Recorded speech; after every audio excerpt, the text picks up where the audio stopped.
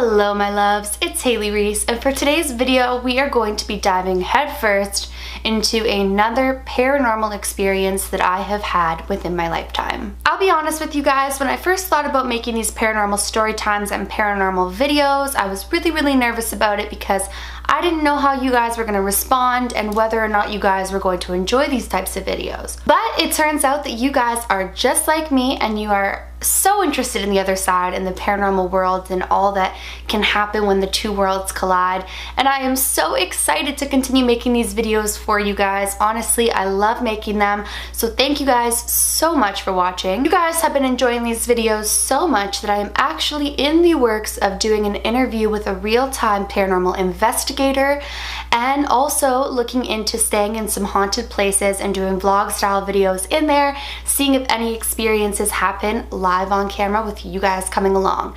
So if you guys are interested in videos like these or want to see some of my upcoming videos, please go ahead and click that subscribe button. Like I always say, I post a ton of videos and I don't want you guys to miss when I upload, so please do that if you like this, and let's get into this paranormal story time. Unlike the last two paranormal story time videos that I have done, this one is one that is currently still happening.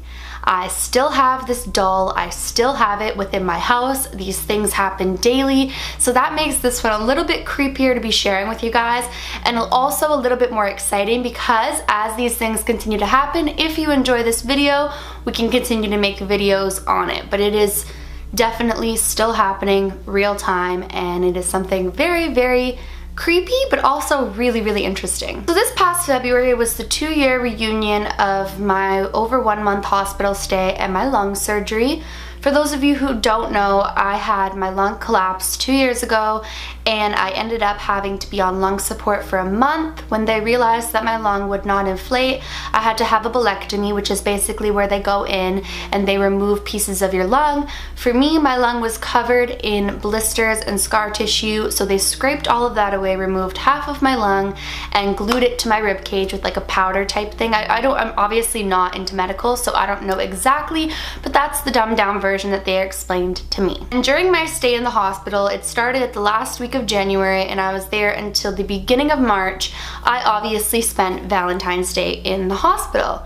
So my boyfriend came to visit me, and he, oh my goodness guys, he was so sweet. He brought me flowers, chocolates, candies, stuffed animals, sushi. He brought fake little candles, I'll insert a picture right here, to do like this little sushi dinner in the hospital without a real candle, because obviously that's a fire hazard, I might get in trouble for that.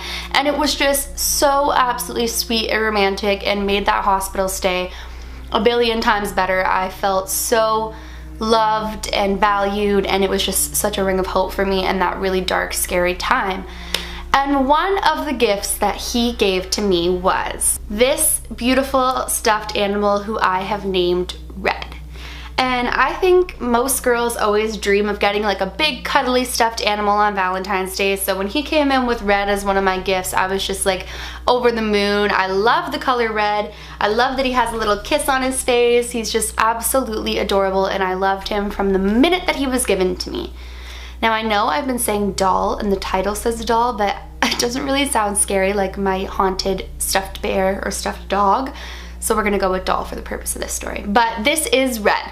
And I had gotten Red, like I said, on Valentine's Day, which was already like half of a month's stay. I'd been there like 2-3 weeks already, and I had been, you know, kind of like, like dragging through it. The way that my room was set up was I had a semi-private room, so I had a curtain between. I had an old elderly woman staying next to me who had cancer in her lungs and pneumonia as well. Obviously I was on a respiratory floor. She was not on lung support, but she had pneumonia, so they were draining. She had a tube in her lung too, and they were draining out like the fluids and liquids that were building up within her lung. And then on my side, I had my bed, I was next to the bathroom, and I had a really nice like vanity area, dresser. It was actually quite nice. I don't have any pictures of it, but it was quite nice.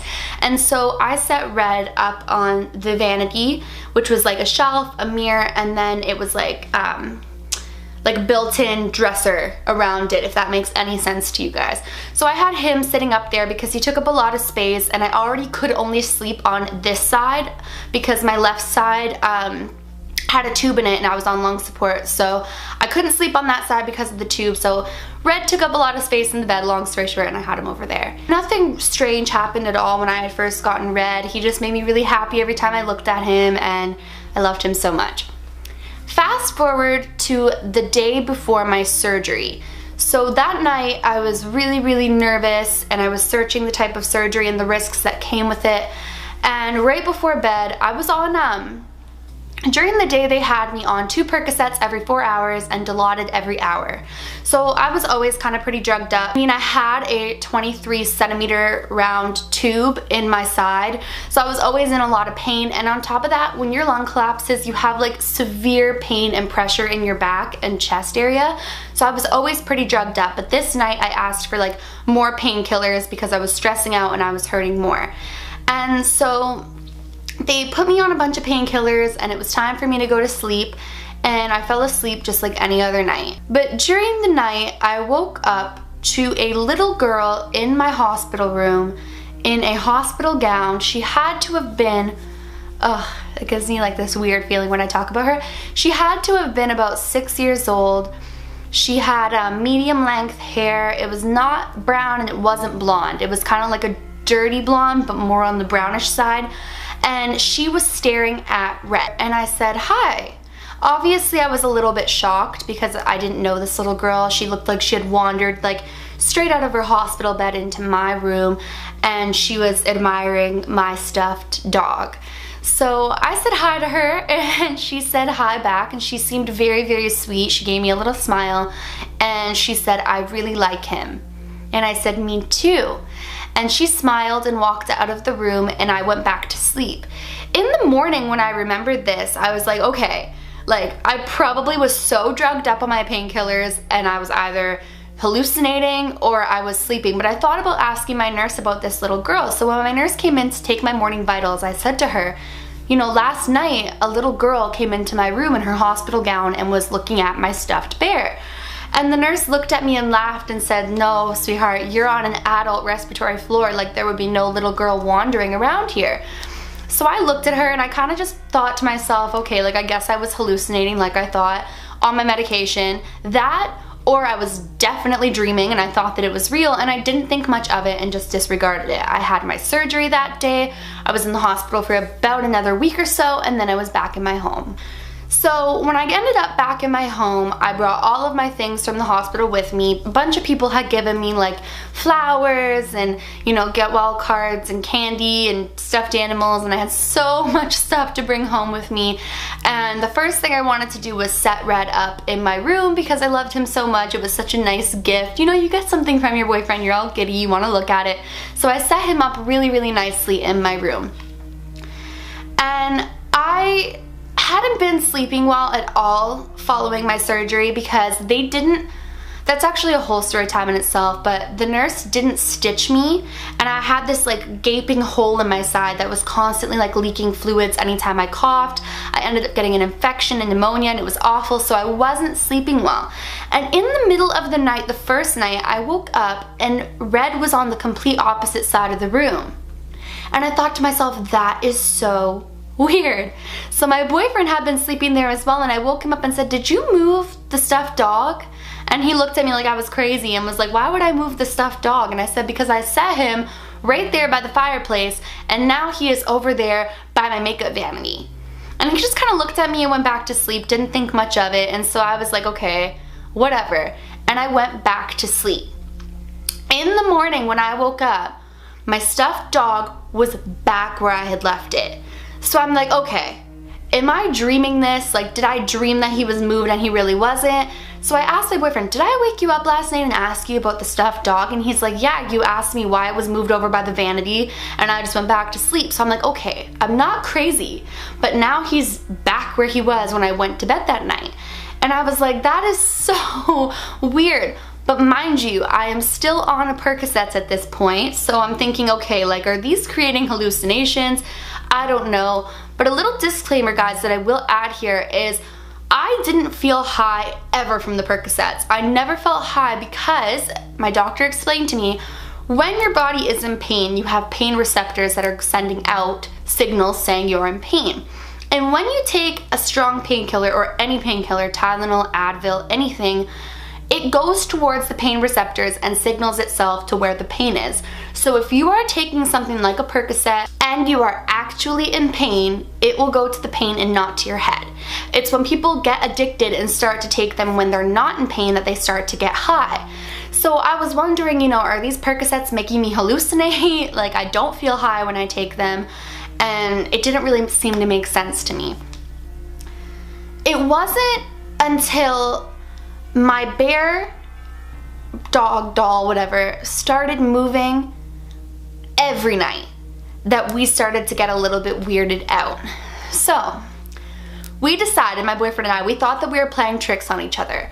So we put the bear in one spot in the room and we outlined it with a bunch of objects. So I think I put like a mascara, a makeup palette, a shoe, like just like a bunch of random things like surrounding it. So we knew exactly where the bear was. And when we woke up in the morning, the bear was outside of our little circle that we'd made and was like directly next to it. So now we're like, okay, something is happening here. Something is either within this stuffed dog or we are going absolutely crazy.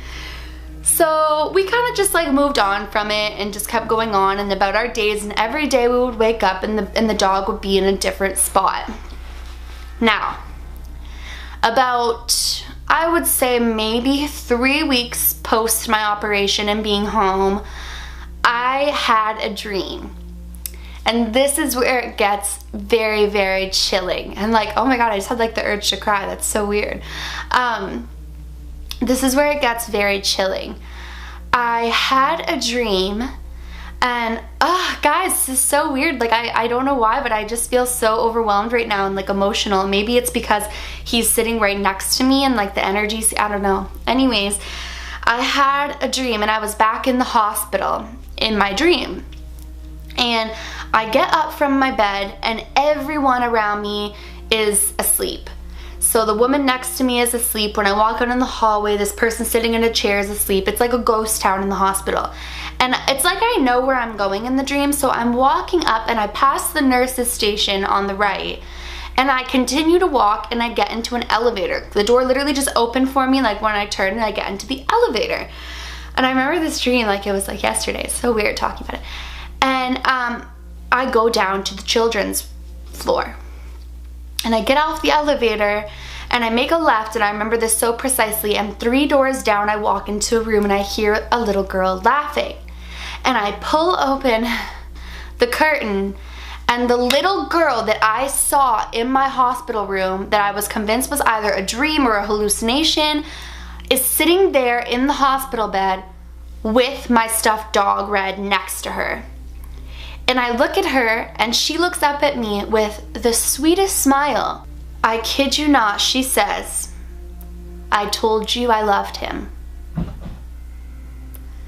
Ooh, I have goosebumps talking about it. Like, it's such a, whenever I tell these stories on camera, it's so weird, guys. I get these like overwhelming feelings of emotion, but this time when I talk about this little girl, it's super weird. So all of a sudden I look at her and I said, "What did you say?" And she's hugging, I'll show you. She has Red sitting up in her hospital bed next to her, and she looks up at me with the sweetest smile, squeezes him like this, and goes, "I told you I love him." And right when she confirms what she said, I wake up. And so I wake my boyfriend up and I'm like, "You are not gonna believe the dream I just had." And I tell him and he says, "Maybe it's her within the dog." And right then and there, I literally like got this chilling feeling through me, and it wasn't a scary feeling. It's never been a scary feeling like with this stuffed animal ever. It's just a feeling of, you know, that something is there, you know that something is happening, and that kind of puts you on edge because the barrier and the border between our world and that world is connecting through a stuffed animal. Like, it's so crazy. So the next day when I had got up, I decided that I was gonna go take a drive down to the native reserve, and what I picked up was this. And what comes inside of it is a shell, a feather, it smells so good, It comes with sage, cedar, and tobacco. And basically what I decided to do with this was I decided to sage my place, sage the dog, and sage the energy. But I wasn't casting everything out. All I was saying was, you know, anything not of God's light and love needs to leave, etc., etc. And I said this really nice chant, and I went and I just cleansed the energy in the house. And so I figured, you know, if there's anything negative that's within this stuffed dog or anything negative in the house in general, it will up and leave. That night, I had Red in his same normal spot next to the fireplace in my room, and I was waiting to see what was gonna happen. And in the morning, sure enough, he had moved from one side of the fireplace to the other. And that was when I knew that this wasn't necessarily something negative, because I had just saged and I didn't have that bad feeling, but that something was definitely there. To this day, I have now moved places and I don't really have like a space within my bedroom for Red.